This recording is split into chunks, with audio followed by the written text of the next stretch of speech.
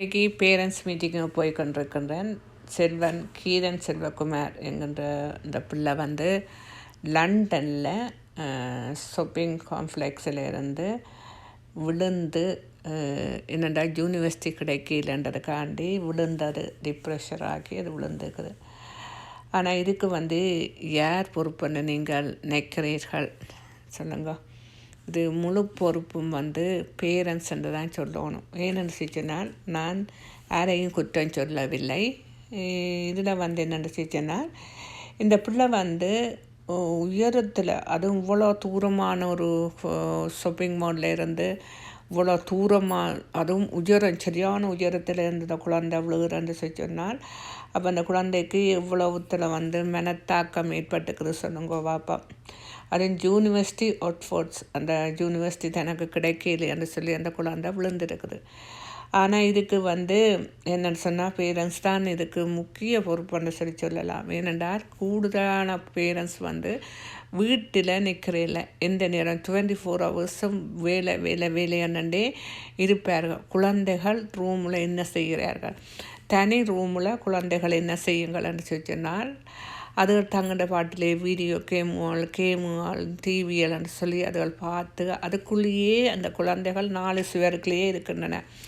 ஆனால் என்னென்று சொன்னால் இவர்கள் என்ன வினம்னு சொன்னால் இவர்கள் குழந்தைகளை வந்து புஷ் பண்ணுறது என்னென்னு சொன்னால் ஒரு குழந்தைக்கு இன்னொரு குழந்தைய வந்து கம்பேர் பண்ணுறது. அவர்கள் வந்து என்னென்னு சொன்னால் ஒப்பிட்டு பார்க்குறது.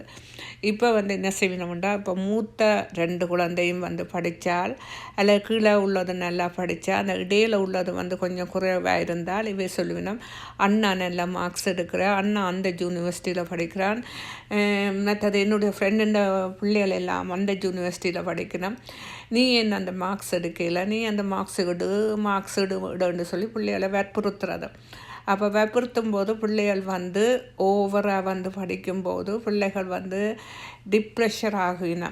இன்னொன்று வந்து என்னென்னு செஞ்சுன்னா, சில பிள்ளைகளுக்கு வந்து ODS என்கின்ற ஒரு வருத்தம் இருக்கின்றது. அது 100க்கு 50% இருக்கின்றது. ஏனென்று செஞ்சினால் இந்த கனவே சோசமிடமாக சொல்லுவினோம், குழந்தைகளுக்கு இருக்குது, ஆனால் பெற்றோர் வந்து சொல்லுவினோம் இல்லை, இந்த பிள்ளைக்கு அப்படி ஒன்றும் இல்லை என்று சொல்லுவினோம். ஆனால் கூடின பிள்ளைகளுக்கு இருக்குது அந்த ஓடிசி வருத்தம் இருக்கிறதால என்ன செய்யும்னு சொன்னால் அந்த குழந்தை தான் நச்சது நடக்கணும். இப்போ நான் இந்த யூனிவர்சிட்டிக்கு போகணும் என்றால் அந்த யூனிவர்சிட்டிக்கு அந்த குழந்தைக்கு மார்க்ஸ் குறைவில்லையோ அந்த பிள்ளைக்கு அந்த அங்கே போய்த்தான் ஆகணும் வந்து அந்த குழந்தை நிற்கும். அப்படி சில பிள்ளைகள். இன்னொன்று பெற்றோர் என்ன செய்கிறான்னு சொன்னால் இப்போ அவர்கள் வந்து ஒரு சில பேரண்ட்ஸ் வந்து பாட்டிகளுக்கு போனால் அங்கேயும் பேரண்ட்ஸ் வருவினோம், அவியல் கேட்பினோம் உங்கனமான என்ன செய்கிற, அவைய கேட்பினோம் உங்கனமான என்ன செய்கிற, என்ன படிக்கிறார், எந்த கேம்பஸில் படிக்கிறார் என்று சொல்லியெல்லாம் விசாரிப்பினோம். அப்போ அதை கொண்டு வந்து இவியல் என்ன செய்வினோம்னா தங்கண்ட பிள்ளைகளில் வீட்டில் வந்து என்னுடைய ஃப்ரெண்டுன்ற மகள் அதுக்கு படிக்குது இதுக்கு படிக்குதுன்னு சொல்லி பிள்ளைகளுக்கு மேலே திணிக்கிறது. பிள்ளைகளுக்கு என்ன செய்யுதுன்னு சொன்னால் எல்லாத்தையும் பிள்ளைகள் யோசிக்கும் போது கோபம் வருகுது, டிப்ரெஷர் வரும்போது அந்த பிள்ளைகள் அப்படி படிக்குது, நான் ஏன் படிக்கல என்று சொல்லி பிள்ளைக்கு வந்து என்ன செய்யுதுன்னு சொன்னால் தாழ்வு மனப்பான்மை வருகின்றது, அதிலேயே வருகின்றது. சில பிள்ளைகள் வந்து தங்களுக்கு மார்க்ஸ் கிடைக்கலையே என்று சொல்லி கவலைப்படுகிறது. சில பிள்ளைகள் வந்து கவலைப்படுங்கள் சில பிள்ளைகள். இன்னொன்று என்னென்னு சொன்னால் கூடுதலாக பேரண்ட்ஸ் வந்து என்ன சொன்னால் குழந்தைகளோடு இருந்து அந்த குழந்தைகளுக்கு வந்து என்ன நடக்குது, என்ன பிரச்சனை, அந்த பிள்ளைகளை வந்து கேட்குறது இல்லை, பொறுமையாக கேட்குறதில்ல. சில பேரண்ட்ஸ் வந்து ஒன்றுமே கேட்குறதில்லை. ஏனென்றால் அவைக்கே டைம் இருக்காது. அவையே என்ன செய்யணும்டா 24 ஹவர்ஸும் வேலைக்கு போய் கொண்டிருப்பினோம். அப்போ வீட்டில் பிள்ளைகள் என்ன செய்கிறான்னு தெரியாது. அந்த பிள்ளைகள் வந்து தனிமையில் இருக்கும் போது அவர்கள் என்ன செய்கிறார்கள் என்றால் ஃப்ரெண்ட்ஸுகளோடு செய்துவினோம். ஃப்ரெண்ட்ஸுகள் என்ன செய்யுங்கள் என்று சொன்னால் ஃப்ரெண்ட்ஸுகள் எல்லாம் சொல்லிக் கொடுங்குங்கள். இப்போ 16 வயசுலேருந்து 25 வயசு மட்டும்தான் அந்த யூனிவர்சிட்டி போகிற வயசு. அதுதான் அந்த AL OL அதுகள் எல்லாம் எடுத்து விடுற வயசு. அப்போ ஃப்ரெண்ட்ஸ் என்ன செய்வினோம்னு சொன்னால் நீ இதுக்கு படி அதுக்கு படின்னு சொல்லி ஃப்ரெண்ட்ஸுகள் சொல்லிக் கொடுப்பினோம். அப்போ பிள்ளைக்கு அந்த வயசு ஒரு தடல் புடரும் அந்த இதை படிக்கிறதா அதை படிக்கிறதாண்டு பிள்ளை கொன்விஸ் பண்ணி கொண்டிருக்கும் அந்த நேரத்தில். இவர்கள் பேரண்ட்ஸ் வந்து தான் அந்த நேரத்தில் சொல்லிக் கொடுக்கணும். நீ என்னத்துக்கு படிக்க போகிற, உனக்கு என்ன முடியும், அதைத்தான் நீங்கள் சொல்லணும். பேரண்ட்ஸ் என்ன செய்யணும்னு சொன்னால், நீ வந்து இதை படி, உனக்கு என்ன விருப்பம் அதை படிச்சுக்கொள் என்று சொல்லணும். பேரண்ட்ஸ் அப்படி செய்ய மாட்டார்கள்.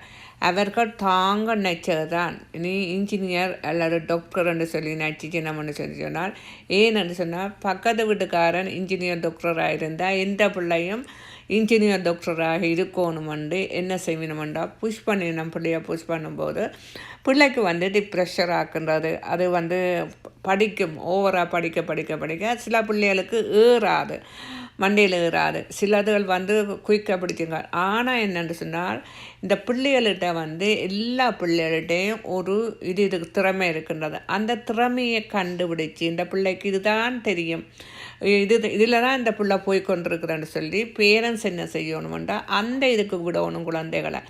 இன்றைக்கு வந்து இந்த குழந்தை வந்து இறந்து போயிட்டது, இனி நீங்கள் என்னத்தை காண போகிறீங்கள்?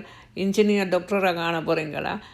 குழந்தை வந்து அது வந்து தன் வாழ்நாளை முடித்து கொண்டுச்சுது. வாழ வேண்டிய வயசில் அது எல்லாத்தையும் முடிச்சுட்டு. ஆனால் என்னென்னு சொன்னால், இப்போவும் சில பேரண்ட்ஸ் இருக்கணும். என்னென்னு சொன்னால், சில கல்யாணத்துக்கு பேசுவினோம், என்னண்டா பொம்பளை மாப்பிள்ளை பேசுவினோம். அப்போ சொல்லுவினோம், எனக்கு டாக்டர் பொம்பளை மாப்பிள்ளை தான் வேணும், இன்ஜினியர் பொம்பளை தான் வேணும் என்று சொல்லுவினோம். ஆனால் அப்படி சொல்லி குழந்தைகளை கல்யாணம் கட்டாமலே இப்போ எத்தனையோ பேரண்ட்ஸ் வந்து இங்கே வெளிநாட்டில் குழந்தைகள் இருக்கின்றார்கள். அந்த குழந்தைகளுக்கு அந்த இது வேணும், அந்த டாக்டர் வேணும், இந்த டாக்டர் வேணும்னு சொல்லி அப்படி நிறைய இருக்கின்றார்கள். இன்றைய பாருங்கோ, இந்த கருப்பின மக்கள் வெள்ளையின மக்கள் என்ன செய்வினம்னு சொன்னால், 8ஆம் வகுப்போடையே குழந்தைகளை விட்டுடுவினோம், தனிமைப்படுத்திடுவோம். அந்த குழந்தைகளை வெளியில் விட்டுடுவினோம். ஏனென்று சொன்னால், அந்த குழந்தைகள் தாங்கள் பொறுப்பெடுப்பினோம், தாங்கள் பொறுப்படுத்து தாங்கள் படித்து ஏதாவது ஒரு யூனிவர்சிட்டிக்கு அந்த குழந்தைகள் உள்ளிடுங்க. இவர்கள் அப்படி இல்லை. இவர்கள் வந்து நல்ல குவாலிட்டி உள்ள யூனிவர்சிட்டிக்கு தான் போகணும், நல்ல இன்டர்நேஷ்னல் ஸ்கூலுக்கு தான் போகணும், நல்ல மார்க்ஸ் எடுக்கணும் ஒன்று சொல்லி பொடிகளை போட்டு அப்படியே 10 டியூஷன் ஒரு வெளிநாட்டில் பார்க்கணும், 10 டியூஷனுக்கு விடுவினோம். அந்த டியூஷனுக்கு விடணும், இந்த டியூஷனுக்கு விடுவினோம், அந்த மேக்ஸு விடணும், இந்த மேக்ஸு விடணும். ஆனால் இந்த குழந்தைகள் வந்து தாங்கள் ஒன்று செய்து விட்டால் நீங்கள் என்ன செய்வீங்கள? இந்த குழந்தைகள் இப்போ இந்த குழந்தை இல்லை, அப்போ வாக்கு என்ன செய்வான்? அந்த குழந்தைய என்ன செய்வா? அவள் வந்து குழந்தைய படின்னு சொல்லி யூனிவர்சிட்டி அந்த பிள்ளை இல்லாதபடியத்தான் அந்த பிள்ளை விழுந்தது. அப்போ இப்படி எத்தனை பேரண்ட்ஸ் இருக்கிறார்கள், இன்னும் இருக்கிறார்கள். அவர்களுக்கு அனைத்தான் இந்த விழிப்புணர்ச்சிக்கு அனைத்தான் நான் சொல்கிறேன். அதோடு வந்து என்னென்னு சொன்னால், கூட இந்த என்ன செய்யணும்னு சொன்னால், இப்போ பிள்ளைகள் வந்து ஒரு ரூமில் இருக்கும்போது சில பிள்ளைகள் வந்து போகவே மாட்டுது. ஒரு 100க்கு 50% பிள்ளைலாம் வெளியில் போய் எங்கேயும் கல்யாண விழாக்களுக்கு ஃபங்க்ஷனுகளுக்கு போய் ஃபன் பண்ணுது. ஆனால் சில பிள்ளைகள் வீட்டுக்கே இருக்குது. ஆனால் அந்த போகிற பிள்ளைகளையும் சில பேரண்ட்ஸ் என்ன செய்யணும் என்றால், நீ என்னத்துக்கு படிக்கிற, நீ என்ன செய்கிற, நீ வேலையில் இருக்கிறியோ, நீ வேலை செய்து கொண்டிருக்கிறியோ என்ன அந்த குழந்தைகளை கேட்கும்போது அந்த குழந்தைகளுக்கு சரியான தாழ்வு மனப்பான்மை வருகின்றது. அப்போது என்ன செய்யுது அந்த குழந்தைக்கு தற்கொலை செய்யணுமென்ற எண்ணம் தான் வருது. ஏன்னா குழந்தைகள் இங்கே வந்து தனி ரூமில் தான் இருக்கிறார்கள். இன்னொரு ஆக்கள்கிட்ட வந்து அவர்கள் வந்து அந்த பேசி பழகிற அளவுக்கு இல்லை. இப்போ வந்து யாரும் சொந்தக்காரர் வந்தாலே குழந்தைகளோடு இப்போ என்ன செய்யுது, ரூமுகள் தான் இருக்குது. வெளியில் வந்து அப்படி எங்களோட ஊர் கணக்கு இல்லை. ஊரில் வந்து குழந்தைகள் எல்லாரோடையும் பழகுங்கள், எல்லாரோடையும் சிரிக்குங்கள், எல்லாம் செய்யுங்கள். ஆனால் இங்கே என்ன செய்யுதுகள், யாரும் சொந்தக்காரர் வந்த உடனே ஓடி போய் ரூமுக்கு இருக்குதுங்க. ஏன்னா சொந்தக்காரர் வந்த உடனே அந்த கேள்வியை தானே கேட்கணும், நீங்கள் என்ன செய்கிறீங்கள், நீங்கள் படித்து கொண்டிருக்கிறீங்களோ அல்லது வேலை செய்து கொண்டிருக்கிறீங்களோ அல்லது என்ன செய்கிறீங்க என்று கேட்கும்போது இங்கே அந்த தமிழ் மக்கள் தான் அப்படி தமிழாக்கள் தான் இப்படி செய்கிறார்கள். அந்த குழந்தைகளை எல்லாம் கேட்குறது, என்ன செய்கிறேன்னு கேட்குறது. அதை பெற்றோரும் இந்த குழந்தைகளுக்கு ஒரு 5-10 நிமிஷம் செலவழிக்கிறதில்லை. அதோட இருந்து என்ன செய்கிற, என்ன படிக்கிற, என்ன செய்ய போகிற, இனி இந்த ஃபியூச்சரில் என்ன செய்ய போகிற என்றெல்லாம் இருந்து கேட்குறதுக்கு அவைக்கு நேரம் இல்லை. அவை எந்த நேரம் பார்த்தாலும் வேலை என்று போவினோம், அல்லது பாட்டி என்று போவினோம், அல்லது ஏதாவது ஒன்றுக்கு போய் கொண்டிருப்பினோம். பிள்ளைகளை கவனிக்கிறதே இல்லை. பிள்ளைகள் என்ன செய்கிறீர்கள், எப்படி இருக்கிறீர்கள், என்ன ஃப்யூச்சரில் என்ன செய்ய போகிறீர்கள் என்று சில பேரண்ட்ஸ் கேட்பதே இல்லை. சில பேரண்ட்ஸ் இருக்கிறார்கள், அவர்கள் கேட்குறது குழந்தைகளோடையே ஸ்பெண்ட் பண்ணுவார்கள். ஆனால் சில 100% பேரண்ட்ஸ் இப்படித்தான் இருக்கிறார்கள். நன்றி, வணக்கம்.